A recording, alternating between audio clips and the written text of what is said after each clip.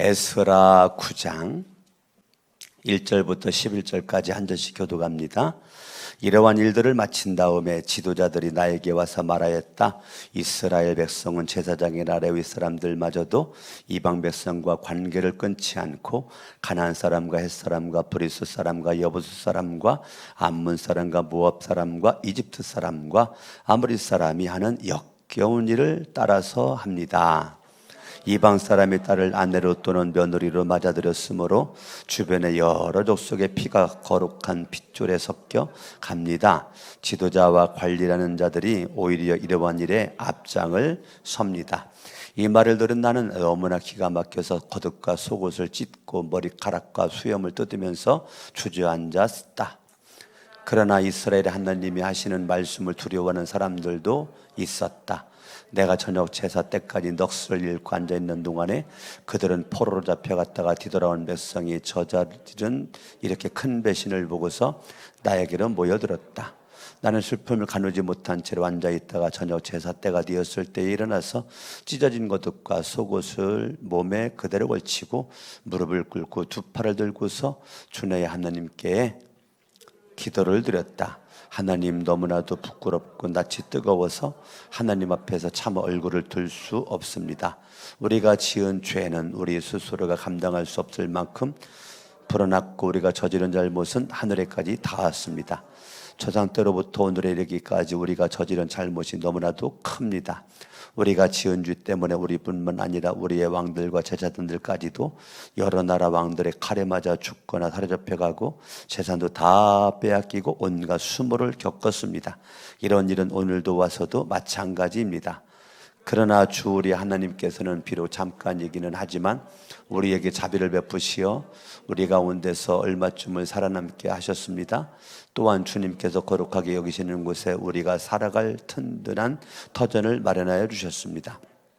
하나님께서는 우리 눈에서 생기를 돌게 하시고 잠시나마 종살이에서 벗어나게 하여 주셨습니다. 우리가 종살이를 하였지만 하나님께서는 우리를 언제까지나 종살이를 하도록 내버려 두지 않으시고 오히려 페르시아의 왕들에게 사랑을 받게 하여 주시고 또 우리에게 용기를 주셔서 하나님의 성전을 다시 짓고 무너진 곳을 다시 쌓아 올리게 하시어 유다와 예루살렘에서 우리가 이처럼 보호를 받으면서 살아갈 수 있게 하셨습니다. 우리 하나님 주님께서 이렇게까지 하여 주시는데 주님의 계명을 저버렸으니 이제 우리가 무슨 말씀을 드릴 수 있겠습니까? 주님께서는 일찍이 주님의 종 예언자들을 시키셔서 우리가 들어가서 차지할 땅은 이방 백성이 살면서 더럽힌 땅이라고 말씀하셨습니다. 거기에서 사는 자들이 역겨운 일을 하여서 땅의 구석구석까지 더러워지지 않은 곳이 없다고 하셨습니다. 오늘 에스라서는 몇 장까지 있죠? 몇 장까지 있어요? 10장까지 있죠? 10장까지 있어요. 대개 앞부분에서 회개를 하면 뒷부분은 희망이 있고 용기 있고 믿음으로 활기찬 모습으로 달려가는 이런 것들이 쓰여져 맞는데 에스라를 기록할 때 10장으로 끝난단 말이에요. 10장으로 끝나는데 포로로 잡혀갔어요. 왜요? 우상을 섬기고 이방인들과 같이 섞여 살고 이방인들과 별 차이가 없는 모습으로 하나님의 백성인지 이반 백성인지 도대체 분간이 안 되는 거예요. 말하는 거나 행동하는 거나 가치관이나 똑같아요. 그러니까 하나님께서 백성들을 사랑하기에 사랑의 채찍을 가한 게 포로로 잡혀가는 겁니다. 포로로 잡혀갔다가 하나님께서 그래도 8절 말씀을 바라보면 하나님께서 우리 눈에서 생기를 돌게 하셨다. 자, 포로로 잡혀간 가운데서도 하나님께서는 희망의 끈을 놓지 않고 그들에게 눈에서 생기를 돌게 하셨다. 눈빛이 썩은 동태 마냥 허리멍텅하지 않았다 그 말입니다. 포로로 잡혀간 가운데서 눈에서 생기를 돌게 하였던 하나님의 은혜가 그렇게 있었어요. 결과적으로 하나님께서 포로로 잡혀갔는데 하나님의 손에 의해서 포로 귀환을 했습니다. 포로 귀환을 하고 이제 과거에 저질렀었던 죄를 회개하고 청산을 하고 이제 정신을 차리고 이제 가야 되지 않겠습니까? 그런데 지금 9장을 바라보면 이들이 포로 귀환한 이후에 이들은 여전히 똑같이 포로 전에 죄를 반복적으로 짓는 거예요. 그러니까 너무 안타까운 모습으로 9절에 바라봤더니 역겨운 일을 따라서 하고 있는 거예요. 역겨운 일을 11절에 똑같은 단어가 또 나오죠. 역겨운 일을 하여서 역겨운 일을 하였다는 거예요. 그러니까 하나님께서 역겹다는 게 뭐예요? 토할 것만 같다는 거죠. 토할 것만 같은 그런 모습으로 여전히 그들은 2절에 이방 사람들과 섞여서 살고 있고 이들이 여전히 잘못된 모습으로 하나님을 두려워하지 않고 하나님을 의식하지 않고 하나님을 멀리하고 있지만 그러나 4절에 바라보면 그러나 그 중에서도 하나님을 두려워하는 사람들이 통해자복하는 에스라 주변에 몰려들기를 시작하는 거예요. 여전히 하나님을 두렵게 생각하지 않는, 경외하지 않는, 이방을 사랑하는, 세상을 사랑하는 사람들은 전혀 관심이 없어요. 그러나 그 중에서도 4절에 바라보면 이스라엘 하나님이 하시는 말씀을 두려워하는 사람들이 있어서 그들이 에스라의 곁으로 한 명씩, 두 명씩 와서 같이 하나님 앞에 모여서 통해자복하고 있는 모습인 것이죠. 오늘날 수많은 사람들이 예수를 믿어도 가치관이 바뀌어지지 않는 모습으로 예수를 믿어요. 하나님은 사랑한다라고 말하는데 사랑하는 흔적을 보이지를 않아요. 여전히 하나님의 손에 있는 것에 대한 감사가 그 속에 없어요. 세상에 손 붙잡은 것이 너무 고맙고 감사하고 조금만 고마운 일 있으면 막 90도로 그냥 인사하죠. 조금만 고마운 일 생기면 그냥 눈물 펑펑 쏟으면서 고맙다고 이 은혜 잊지 않겠다고 막 손 붙잡고 막 끌어안고 막 난리 법석을 치죠. 그보다도 감당할 수 없는 어마어마한 하나님의 사랑을 받았고 하나님의 은혜를 받았고 하나님의 긍휼과 자비를 누린 것이 있거든요. 그런데 그 하나님 앞에는 90도로 머리를 안 숙여. 하나님 앞에는 감사하지를 않아. 눈에 보이는 환경에 젖어 살는 사람들에게는 기웃기웃거리면서 하나님 앞에는 감사한 흔적이 나오지 않고 하나님 앞에는 그냥 허리 쭉 펴고 하나님 앞에는 고개 숙인 적이 없고 여전히 하나님 사랑한다고 고백하지 않고 눈에 보이는 것들만 정신 팔려서 있는 그러한 모습의 현실이 에스라서 9장에 나오고 있는 안타까운 모습입니다.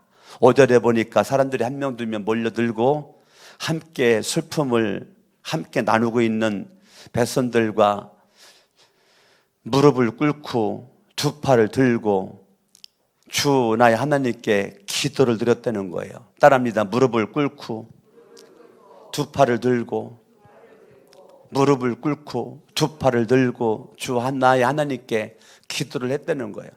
여러분 하나님 앞에 기도할 때 이 무릎 꿇는다는 거 하나님께 항복한다는 뜻이 있습니다. 하나님 앞에 항복합니다. 하나님께 항복합니다. 자, 무릎 꿇으면 뛰어갈 수 없죠. 뛰어다닐 수 없죠. 돌아다닐 수 없죠. 이것저것 바라보지 않고 하나님께 소망을 두고 하나님을 절대 의지하고 하나님 앞을 떠나지 않게 해서 그게 무릎 꿇는 거예요. 오늘날 우리는 너무 잘나고 너무 똑똑해가지고요. 눈만 돌리면 갈 곳도 많고요. 눈만 돌리면 손잡아주는 사람도 많고요. 눈만 돌리면 많이 의지할 때가 있다 보니까 하나님 앞에 무릎 꿇기가 그렇게 어려워요. 그렇게 어려워요. 내 코가 석탄데도 무릎 꿇지 않아요. 정말 무릎 꿇어야 되는데 안 꿇어요. 여러분, 인간의 교만성 하늘을 찌르는 거죠. 에스라 시대나 지금이나 똑같습니다. 하나님 앞에 포로 귀환 됐으면 하나님의 은혜 감사해서 무릎 꿇어야죠. 근데 안 꿇잖아요. 안 꿇고 쌀쌀거리고 돌아다니면서 온갖 역겨운 일을 다 하고 다니잖아요. 이러한 모습들이 성경에 나오나요? 아니요. 지금도 똑같은 거예요. 지금도 에스라 시대나 지금이나 똑같은 거예요. 하나님이 말할 때 역겨운 건 내가 너를 보면 토할 것만 같아. 토할 것만 같아. 내가 너희들의 그 역겨운 모습에 토할 것만 같아. 그런데 겉옷과 속옷을 그대로 걸치고 무릎을 꿇고 두 팔을 들고서 하나님께 기도를 하는 겁니다. 하나님 아버지, 6절에 바라보면 우리가 지은 죄, 우리가 지은 죄. 자, 우리는 저가 지은 죄를 용서해 주세요. 지금 이거는 죄 때문입니다. 우리가 그런 기도 많이 하거든요. 지금 이거는 나는 문제가 없는데 죄 때문이에요. 나는 문제가 아닌데 너가 문제야. 우리 그렇게 생각을 많이 하거든요. 나는 회개할 것이 없어. 네가 나쁜 놈이다. 너 때문에 이런 문제가 생겼어. 다들 그렇게 생각을 합니다.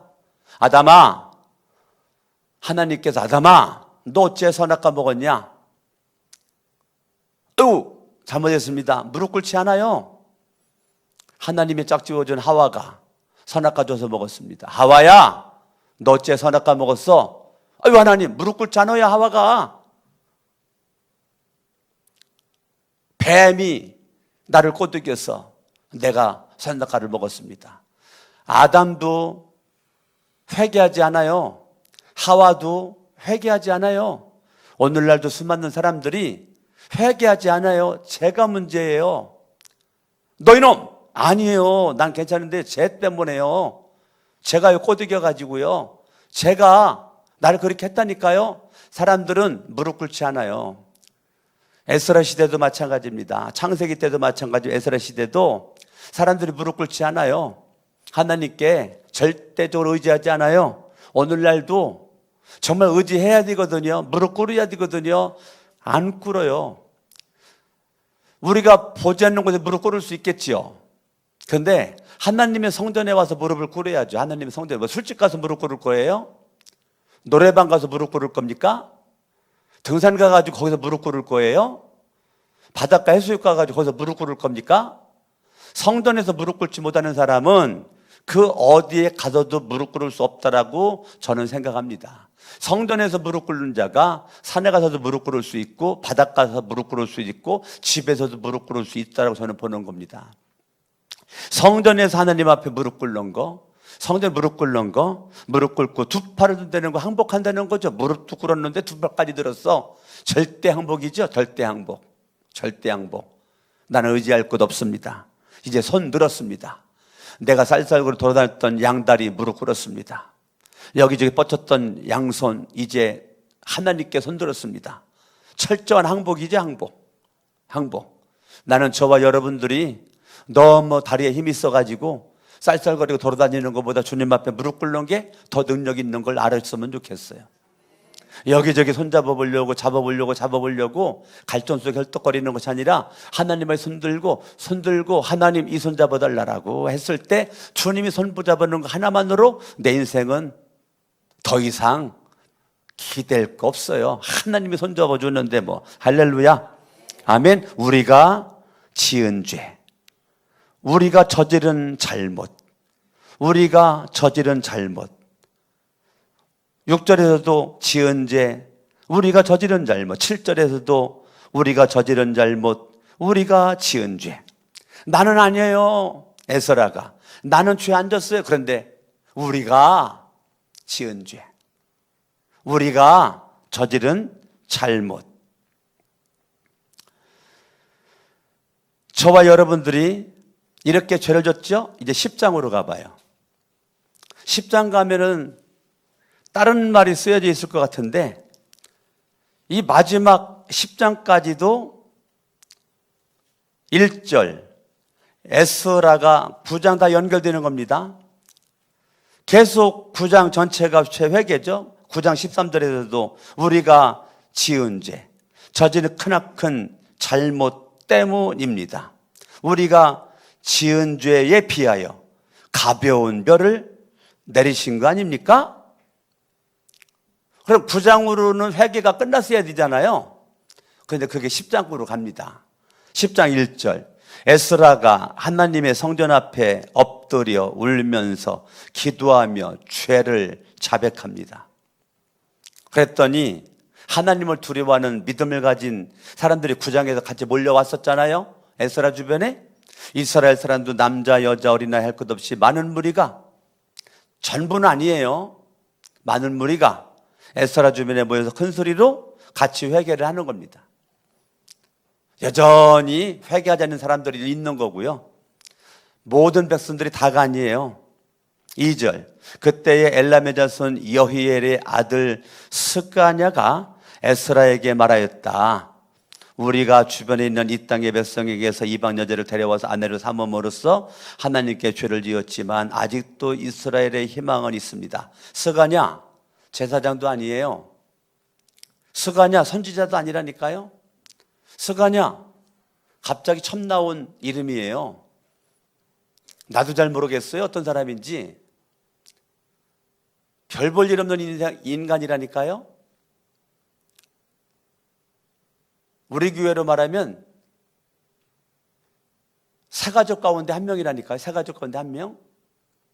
그런 무명의 스가냐가 에스라를 찾아와서 하는 얘기가 하나님께 죄를 지었지만 아직도 이스라엘에 희망은 있습니다. 따라합니다. 아직도 이스라엘에 희망은 있습니다.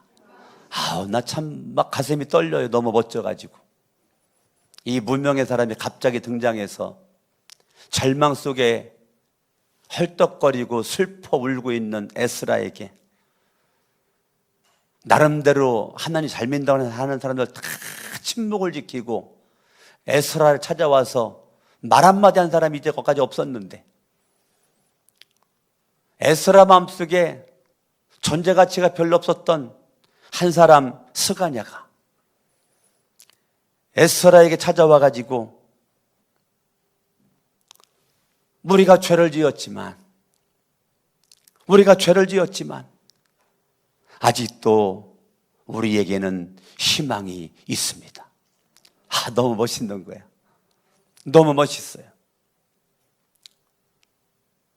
에스라에게 찾아와서 말 한마디에 에스라의 양옆개에 온몸에 희망의 불씨를 불어넣어주는 한 사람.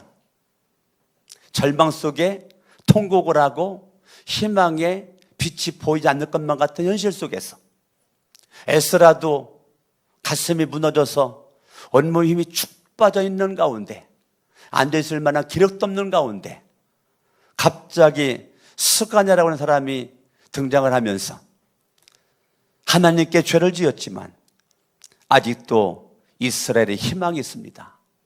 오늘날 찾는 사람입니다. 에스라 주변에 스가냐가 있었던 것처럼 강석원 목사 주변에 스가냐와 같은 사람이 저의 기도 제목입니다. 하나님, 이러한 성도가 내 주변에 많게 하옵소서. 이러한 목사가 내 주변 친구 가운데 많게 하옵소서. 어떠한 상황에서든지 희망의 말을 하는 사람, 소망의 말을 하는 사람, 절대 하나님을 의지하는 사람, 믿음으로 말하는 사람, 이종에게 힘과 용기를 불어넣어주는 사람. 말만 하면 힘 빠지는 사람이 있어요. 말만 하면 힘 빠져. 말만 하면 이상하게 내 몸에만 힘이 빠져나가. 그게 아니라 이 말 한마디에 막 에스라의 전체 몸에 희망의 막 불씨가 막 활활 타올라. 얼마나 멋있는지 몰라요. 3절, 이제 우리는 하나님의 명령을 두려워하면서 받드는 분들의 권명과 에스라 제사장님의 가르침을 따라서 이방 여자들과 그들에게서 난 아이들을 답어낼 것을 하나님 앞에서 언약을 하겠습니다. 율법대로 하겠습니다. 그러므로 이제 일어나시. 지금 스가냐가 계속 말하는 거예요. 그러므로 이제 일어나십시오. 한번 4절 읽어봐요. 시작. 그러므로 이제 일어나십시오. 이 모든 일은 제사장님이 맡아서 하셔야 합니다. 지금 에스라가 주저앉아 있는 거예요. 에스라가 지금 퍼져 있는 거라니까, 힘 빠져가지고. 네? 이래서 얼마나 힘이 없었다니까요. 그런 에스라에게 그러므로 이제 일어나십시오. 이 모든 일은 제사장님이 맡아서 하셔야 합니다. 우리가 제사장님을 도와드리겠습니다. 용기 있게 밀고 나가십시오. 그 말이 떨어지자마자 5절을 보세요. 이 말을 듣고 에스라가 뭐 했어요? 뭐 했다고요? 일어났어요. 여러분, 별 볼 일 없어 보이는 무명의 스가냐가 주저앉아 있는 지도자를 일으켜 세웠다니까. 나는 여러분들이 목사님 나에게 좀 와서 좀 나 좀 일으켜 주세요. 일으켜주세요. 아유, 그냥 기도를 해도 안 오시네? 안 오시네? 안 가니 실망해가지고 낙심해가지고 퍼져 있는 게 아니라 절망 속에 있는 가운데 이 스가냐라는 사람은 도대체 어떤 사람인지 몰라요. 족보가 뭔지도 잘 모르겠고 단지 엘람의 자손 여일의 아들 이렇게만 나와 있다니까요. 근데 이러한 이 스가냐가 얼마나 2절과 3절과 4절에서 그냥 막 힘 빠졌을 때 병원에 가가지고 링겔 주사를 맞는 그 순간 힘 빠졌던 내 몸에 힘이 확 들어오는 것처럼 이 스가냐가요, 에스라 인생의 링겔 주사야. 링겔 주사, 막 링겔 주사. 에스라가 막 힘 빠져 있는 가운데 절망 속에 있는 가운데 있었지만 에스라 말 몇 마디를 통해 가지고 에스라가 그냥 힘이 생겨 가지고 벌떡 일어났다는 거예요. 할렐루야. 저와 여러분들이 누군가에게 희망을 주는, 누군가에게 용기를 주는, 누군가에게 살 소망을 주는, 어제 저녁에 설교했었던 바나바처럼 사람들에게 여러분의 격려와 권면의 말 한마디가 영혼을 살리고, 바울의 인생에 바나바와 없는 바울은 있을 수가 없다라고 어제 저녁에 설교했지요. 바울이 바울 되기 위해서는 절대적으로 바나바가 있었던 것처럼 에스라가 에스라 되기 위해서는 잘 알 수 없는 스가냐가 있었다니까요. 할렐루야. 오늘날도 똑같습니다. 여러분 주변에 여러분들이 스가냐의 인생이 될 수 있길 바라고, 여러분 주변에 스가냐와 같은 사람이 여러분 주변에 포진해 있다면 여러분은 복받은 사람이에요. 여러분이 만나는 차 한잔 마시고 밥 한 번 먹는 사람이 단지 차만 마시고 일반적인 얘기만 하다가 떠나가고 밥만 먹고 떠나가는 것이 아니라 말 한마디에 희망을 막 불러일으키고 말 한마디에 일어날 막 용기가 생기고, 이런 사람이 여러분 주변에 누군가 오늘은 생각을 한번 해보시라고. 없습니까? 없으면 여러분들이 스가냐와 같은 사람이 되면 되는 겁니다. 없다라고 자잘할 것도 없고, 없으면 내가 그런 사람이 되는 겁니다. 내가 그동안 그런 사람이 못 됐잖아요. 오늘부터 되면 됩니다. 내가 누군가에게 희망을 불러일으키고 절망 속에 있는, 낙심 속에 있는 영혼들에게 커피 사주고 밥 사주면서 용기를 내. 일어나라. 네가 이럴 사람 아니잖아. 쪽팔리게 한 주저앉아 있지 말고 일어나. 너는 나보다 훌륭한 사람이잖아. 여러분들이 막 말 한마디에 확 해가지고 갑자기 몸에 막 힘이 생기고 이런 모습. 가정에서도 마찬가지예요. 아들아, 일어나야지. 너 이럴 사람 아니잖아. 너 이렇게 죄를 짓고 주저앉을 사람이 아니잖아. 나는 너를 믿는다. 아들이 죄를 짓고 잘못했어도 아이고 버린 자식 포기했다, 그러면 안 돼요. 아무리 여러분 아들 딸이 잘못했고 죄를 짓고 내가 볼 때 마음에 안 들어도 야야야야야 정신 차려야지. 내가 너 사랑하고 내가 널 위해 기도했는데 지금 이렇게 사는 건 올바른 모습이 아니잖아. 하나님이 기뻐하는 모습 아니잖아. 그런다 하나님이 너를 지금도 사랑하고 이 아빠도 엄마도 너를 사랑한다. 아들아, 나는 너를 믿는다. 힘을 내. 여러분, 아들이 설사 잘못된 거 아들이 다 알고 있다니까요. 딸이 잘못한 거 다 알고 있다니까. 남편이 잘못한 거 다 알고 있다니까. 본인이. 아내가 잘못한 거 다 알고 있다니까요. 거기에 여러분들이 내가 기도해 줄게. 네가 이렇게 하는 것은 이 애미가, 이 아빠가 너를 위해서 기도를 더 못한 것이 아니구나. 내가 더 기도를 해야 되겠구나. 내가 더 기도를 할 테니까 너도 한번 정신 차리고, 너 이렇게 살기에는 인생이 아깝잖아. 여러분들이요, 가정에서부터 부부 사이에도 희망을 주세요. 제발 부부 사이에 희망을 주세요.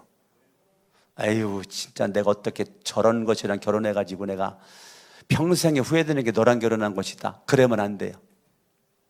여러분 말 한마디가 남편을 살려요. 아내를 살린다고요. 아들, 딸 살려요. 손자, 손녀 살린다고요. 아멘, 아멘, 아멘. 예. 어저께 주원이 우리 딸이 여기 나와 있는데 동영상을 찍었더라고요. 외손자 정우. 이제 둘째를 낳는 바람에 정우가 우리 집에서 지금 살고 있거든요. 근데 밥 먹는 식탁 위에 아내가 성경을 보던 것이 거기 이렇게 있었는데 주원이가 이렇게 보니까 정우가 그 의자에 막 겨울러 가더래요. 낑낑대면서. 거울러 가더니 딱 앉더니 두드리더니